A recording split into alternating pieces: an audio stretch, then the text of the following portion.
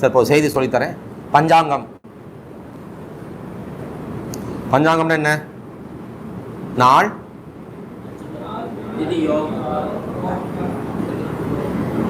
யாருக்கு எதுவுமே தெரியாதா? யாருமே பேச மாட்டேங்கிறீங்க, ஏன் தம்பி? நாள், நட்சத்திரம், திதி, கரணம், யோகம். வாரம் தான் நாள். நாள், நட்சத்திரம், திதி, கரணம், யோகம். இது எழுதிக்கங்க. நாள், நட்சத்திரம், திதி, யோகம், கரணம் ஒன்றின் கீழ் ஒன்றாக எழுத வேண்டும். எழுதியாச்சா? நாள், நட்சத்திரம், திதி, யோகம், கரணம். ரைட்டு. இந்த அஞ்சு தன்மைக்கும் அதிபதிகள் யார் தெரியுமா? நாளுக்கு அதிபதி யாரு? குரு. எழுதிக்கங்க. நாள் அப்படின்னு போட்டிருக்கீங்கல்ல, அது பக்கத்தில் குருன்னு எழுதிக்கங்க. நட்சத்திரத்துக்கு அதிபதி யார் தெரியுமா? செவ்வாய். திதிக்கு அதிபதி சுக்கிரன். யோகத்துக்கு அதிபதி புதன். கரணத்துக்கு அதிபதி சனி. எழுதியாச்சா? ஓகே. அப்ப நாளுக்கு அதிபதி குரு. நட்சத்திரத்துக்கு அதிபதி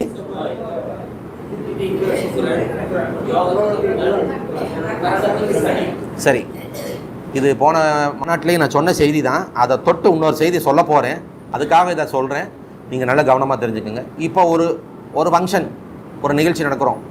பொதுவாக ஒரு வார்த்தை என் குருநாதர் அடிக்கடி சொல்வார், குற்றமற்ற நாள் தேவனுக்கும் கிடைக்காது அப்படிம்பார். நீங்கள் ஒரு நாள், இந்த நாளில் இந்த ஃபங்க்ஷன் பண்ணலான்னு சொல்லி குறிச்சிங்கன்னா நிச்சயமாக அதில் ஒரு குற்றமாக இருக்கும். குற்றமற்ற நாள் தேவனுக்கும் கிடைக்காது. உங்களுக்கு எப்படி கிடைக்கும்? நமக்கு எப்படி கிடைக்கும்? நிச்சயம் கிடைக்காது. அங்கே நாளோ, நட்சத்திரமோ, திதியோ, கரணமோ, யோகமோ ஏதோ ஒன்று குற்றமாக இருக்கும். அந்த குற்றத்தை நீங்கள் முதல்ல கண்டுபிடிச்சு அந்த குற்றத்துக்கு உண்டான அந்த அமைப்புக்கு உண்டான தெய்வம் யார், அவங்களுக்கு ஒரு பரிகாரம், ஒரு பிரீத்தி பண்ணணும். நாள் குற்றமாகி விடுகிறது. தட்சிணாமூர்த்திக்கு நமஸ்காரம் பண்ணணும். நமஸ்காரம் பண்ணி ஒரு வழிபாடு பண்ணிட்டு தான் அந்த ஃபங்க்ஷனையே நீங்கள் ஆரம்பிக்கணும். நட்சத்திரம் குற்றமா போகுது. அதன் அதிபதி யாரு? செவ்வாய். செவ்வாயின் அதிபதி யாரு? முருகப்பெருமானுக்கு ஒரு வணங்கி அவருக்கு ஒரு செய்தி சொல்லி, ஐயா இந்த நட்சத்திரம் கிட்டத்தட்ட ஒரு தவறான நட்சத்திரம் தான், வேறு வழியே இல்லை, நாங்கள் அன்னைக்கு இதை நாங்கள் செஞ்சே தீரணும், இந்த ஃபங்க்ஷன் நாங்கள் நடத்தியே ஆகணும், வேறு வழியே இல்லை, குற்றம் குறை எது இருந்தாலும் பொறுத்து எங்களுக்கு சுபபலன் தர வேண்டியது உன் கடமை ஐயா, உன்னையே சரணடைந்திருக்கிறோம் அப்படின்னு சொல்லி சரண்டர் ஆகணும். நாள், நட்சத்திரம். திதிக்கு அதிபதி யாரு? திதி குற்றமாகுதா? உடனே திதிக்கு உண்டானவரை பிடிக்கணும். திதிக்கு உண்டானவர் யாரு? சுக்கிரன். சுக்கிரன் யாரு? தாயார் மகாலட்சுமியை வணங்கணும். நாள், நட்சத்திரம், திதி. அப்புறம் கரணம். கரணத்துக்கு அதிபதி யோகம் யாரு? புதன். மகாவிஷ்ணுவை பிடிக்கணும். அடுத்து கரணத்துக்கு அதிபதி சனி. சனினா யாரு? சாஸ்தா, ஐயப்பன், காவல் தேவதைகள். ஈஸ்வரனையும் பிடிக்கலாம், தப்பு கிடையாது. அனுமன் வேண்டாம். அனுமன் வேண்டாம். அதாவது உங்கள் ஊர் காவல் தேவதைகளாக இருக்கலாம். சாஸ்தா. சாஸ்தானா யாரு? ஐயனார். பூர்ணகலா புஷ்கலா உடனுடைய ஐயனார் அல்லது ஐயப்பன். இந்த மாதிரி காவல் தேவதைகள் அந்த மாதிரி தன்மைகள் இருப்பவரை நீங்கள் பிடிக்கலாம். சரியா? இந்த செய்தி போன மாநாட்டில் நான் சொன்ன செய்தி. கிட்டத்தட்ட இங்கே இப்போ என்னுடைய வியூ பார்த்துட்டு கூட நினைப்பாங்க, என்ன சொன்ன செய்தியவே திருப்பி சொல்லிட்டு இருக்காரு அப்படின்னு சொல்லி. இந்த செய்தியை சொல்லிட்டு இதன் தொடர்புடைய புது செய்தி ஒன்றை சொல்லும் பொழுது அது சற்று சுவையோடு இருக்கும், அதில் சில செய்திகள் கிடைக்கும். அதனால் உங்கள் பஞ்சாங்கம் எப்படி இருக்குது பார்க்கலாமா? இப்போ உங்கள் பஞ்சாங்கம் எப்படி இருக்குன்னு பார்த்தா தெரிஞ்சு போயிடும். சார் நாங்கள் பஞ்சாங்கமே கொண்டு வரலை, எப்படி பார்ப்பீங்க? நான் சொல்கிற பஞ்சாங்கம் அந்த பஞ்சாங்கம் இல்லை, உங்கள் பஞ்சாங்கம் வேறு. முதல் என்னது? நாளா? நாளின் அதிபதி யாரு? குரு. ரைட்டு.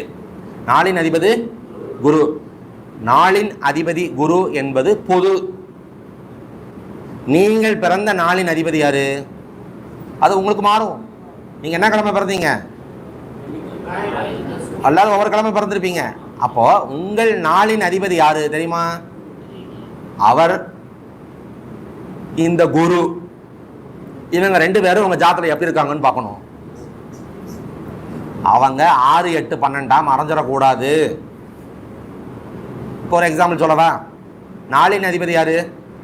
குரு. அது எனக்கும் குரு தான், உங்களுக்கும் குரு தான், அப்படிதானே ஐயா? புரியுதா புரியலையா? நீங்க எந்த விதமான ஒரு சலனமும் இல்லாம அப்படி இருக்கிறீங்க. ஒன்றும் தலை இப்படி ஆட்டுங்க, அது இப்படி ஆட்டுங்க, ஏதோ ஒன்று பண்ணுங்க. எந்த சலனமும் இல்லாமல் இருக்கும்போது எனக்கு சந்தேகம் வந்துருச்சு. முதல்ல அவர் சார் இங்கே தான் இருக்கிறாரா, ஒரு ஏதாவது வெளியில் எங்கேயாவது சுற்றிக்கிட்டு இருக்காரா? Some people will be here physically, but mentally they will be there some other places. சரிங்களா? ஃபிசிக்கலாக அங்கே இருப்பாங்க, ஆனால் மென்டலாக வேறு எங்கே ஒரு ப்ராப்ளம் ஏதோ ஒன்று சிந்திச்சுட்டு இருப்பாங்க. அதனால தான் கேட்டேன். சந்தோஷம். இப்போது 4க்கு அதிபதி குரு தானே. ஃபார் எக்ஸாம்பிள், நான் பிறந்த கிழமை சனிக்கிழமை. அப்போ 4 அதிபதி யார்? சனி. என் ஜாதகத்து சனி என் ஜாதகத்து குருவுக்கு 6, 8, 12 மறையக்கூடாது. மறைந்தால் குற்றம். புரிஞ்சதா புரியலையா?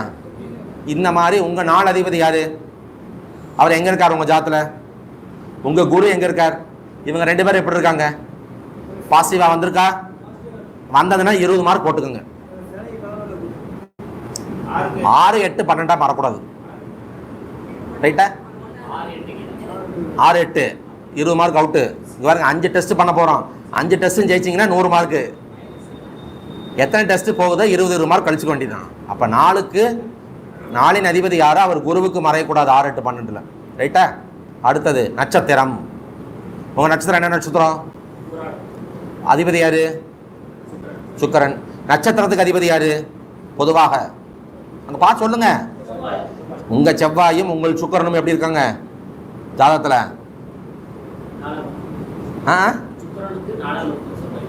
செவ்வாய்க்கு 10ஆம் இடத்துல சுக்கிரன். 20 மார்க் வாங்கியாச்சு. அப்போ உங்கள் நட்சத்திராதிபதி நல்லா இருக்காருன்னு அர்த்தம். நிறைய பேருக்கு புரியல.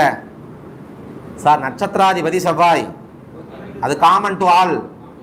நீங்கள் பிறந்த நட்சத்திரநாதன் யார் சார்? நீங்கள் பிறந்த நட்சத்திரம் கார்த்திகை தானே சார்? சூரியன். உங்கள் சூரியனும் உங்கள் செவ்வாயும் எப்படி இருக்காங்க?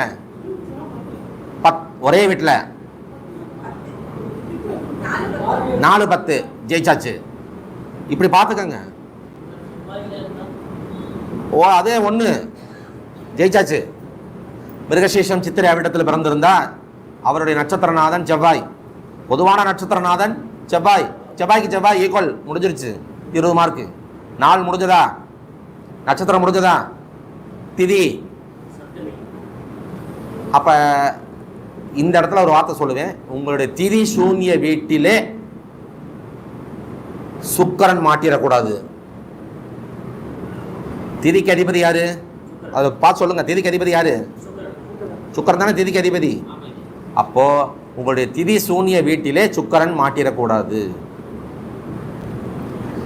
திதி சூன்யாதிபதியோடு சுக்கிரன் சேர்ந்துடக்கூடாது. திதி சூன்யாதிபதியின் பார்வையை சுக்கிரன் வாங்கிவிடக்கூடாது. திதி சூன்யாதிபதியின் நட்சத்திரத்தில் சுக்கிரன் இருக்கக்கூடாது. இருந்தால் அது டேலி ஆகாது. இத்தனையும் சுக்கிரன் தப்பிக்கணும்.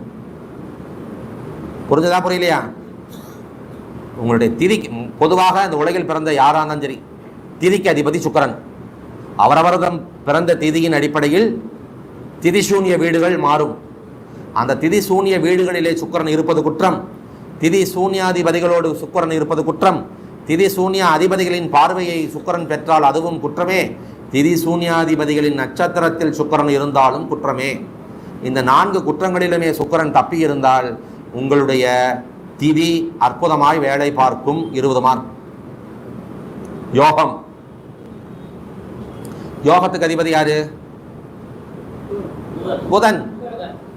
யாரும் சொல்ல மாட்டேங்கிறீங்க, என்னன்னு தெரியல. யோகத்துக்கு அதிபதி புதன். அப்போ நீங்க பிறந்த யோகம் என்ன? என்னங்க? பரிகத்துக்கு அதிபதி யாரு?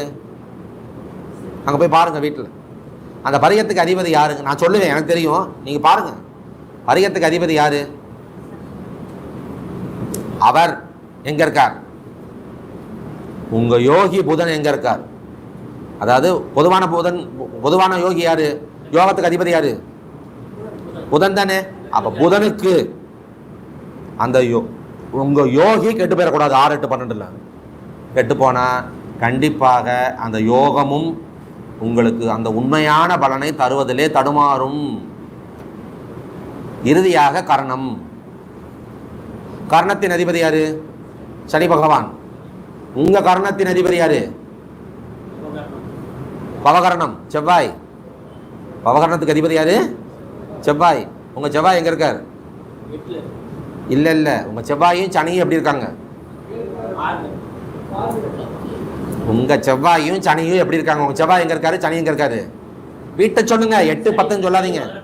சனி மகரத்துல, செவ்வாய் மிதுனத்துல. 6, 8 போச்சு. கரணம் மாட்டிக்கிச்சு. என்னங்க? கரசைக்கு யாரு அதிபதி? சந்திரன். சனி தான் கரணத்துக்கு அதிபதி. உங்க சந்திரனும் சனியும் எப்படி இருக்காங்க? உங்க கரணம் நல்லா இருக்கு. அவ்வளோதான் முடிஞ்சது. ஆக முடிஞ்சது, செய்தி முடிஞ்சது. சுருக்கத்தை சொல்லிட்டு நான் அடுத்த செய்தி போகணும். அவங்கவுங்க போய் வீட்டில் சாவகாசமாக. நமக்கு தான் கரணம் தெரியாது, யோகம் தெரியாது, திதி தெரியாது, நட்சத்திரம் தெரியாது. போர்டு போட்டுருவோம் வாசலில், பூராமே கணிச்சு சொல்லிடுவோம் நாங்கள் அப்படின்னு சொல்லி போர்டை வேறு போட்டு உட்காந்துருவோம். சரிங்களா? அப்படி தான் நான் வண்டி ஓட்டிக்கிட்டு இருக்கிறோம். நம்ம பரவாயில்ல. வீட்டில் போய் உட்காந்து என்ன செய்றீங்க? முதல்ல நீங்கள் பிறந்த நாள் இது, நீங்கள் பிறந்த நட்சத்திரம் என்ன, நீங்கள் பிறந்த திதி என்ன. இந்த சுரேஷை கொஞ்சம் கூப்பிடுங்க. நீங்கள் பிறந்த திதி என்ன, நீங்கள் பிறந்த நட்சத்திரம் என்ன, நீங்கள் பிறந்த யோகம் என்ன, அதெல்லாம் பார்த்துட்டு இந்த 5 பேரோட அந்த 5 பேரை ஒப்பிடணும். 6, 8, 12 அமர்ந்தால் 0 மார்க்கு. 6, 8, 12 அமராமல் மீறி எப்படி இருந்தாலும் 20 மார்க்கு. 5 பேரும் ஜெயிச்சாங்களா? உங்கள் ஜாதகம் 100 மார்க் வாங்கிருச்சு. ஜெயிச்சிடலாம். இன்னைக்கு ஒரு கஷ்டம் இருக்கும், ஒரு பிரச்சனை இருக்கும், கண்டிப்பாக நீங்கள் ஜெயிச்சிருவீங்க. கவலையே பட வேணாம். 5க்கு 5 அவுட்டா சத்தமெல்லாம் ஜாத்தை மூடி வச்சிருங்க. ஜாத்தை பார்க்காதீங்க. அது பார்த்து என்ன பண்ணுறது? 4 ஒத்து வரல, நட்சத்திரம் ஒத்து வரல, திதி வரல, கரணம் வரல, யோகம் வரல. என்னதான் பிறந்தோம், என்ன செஞ்சோம்? ஜாதகமே தடுமாறி நிற்கிது. ஸோ உங்கள் இண்டிவிஜுவல் ஜாதகத்தை நீங்கள் முதல்ல ஒரு வெயிட் போடணும். நம்ம என்னதான் கர்மத்தில் பிறந்திருக்கிறோம், நம்ம நாளில் தான் என்ன செஞ்சோம், நட்சத்திரத்தில் தான் என்ன செஞ்சோம், திதியில் என்ன செஞ்சோம், கர்ணத்தில் என்ன செஞ்சோம், இதெல்லாம் உங்களுடைய கர்ம வினைகள். ராகுவை வச்சு நாங்கள் ரொம்ப அழகாக சொல்லுவோம். நீங்கள் இந்த தன்மையில் இப்படி பாவம் பண்ணியிருக்கீங்க, இந்த தன்மையில் உங்கள் கடமைகள் தவறி இருக்கீங்கன்னு சொல்லுவோம். அப்படி அக்யூரேட்டாக இருக்கும். அது சொல்லித்தரேன், அதை நீங்கள் ஃபாலோ பண்ணிக்கோங்க. ஆக இந்த செய்தி இதோட முடியுது. அடுத்தது 60 மார்க் வாங்கிடணும். 3 பாஸ் பண்ணிடணும். 60 மார்க்னா ஃபஸ்ட் கிளாஸு. தப்பி தவறி வந்துருச்சு.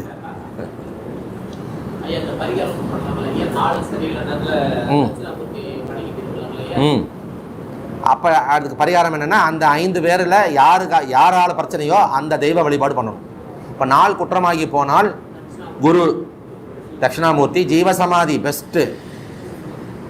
அதிலும் குறிப்பாக உங்கள் நட்சத்திரத்தில் பிறந்த ஒரு ஜீவசமாதி, ஒரு சித்தன், அல்லது உங்கள் நட்சத்திரத்தில் அடங்கிய ஒரு சித்தன், அவங்களுடைய ஜீவசமாதி தேர்ந்தெடுத்து போகணும். புரிஞ்சுதா? ரைட்டு. நட்சத்திரம் பார்த்துக்கோங்க, திதி பார்த்துக்கோங்க, கரணம் பார்த்துக்கோங்க, யோகம் பார்த்துக்கோங்க.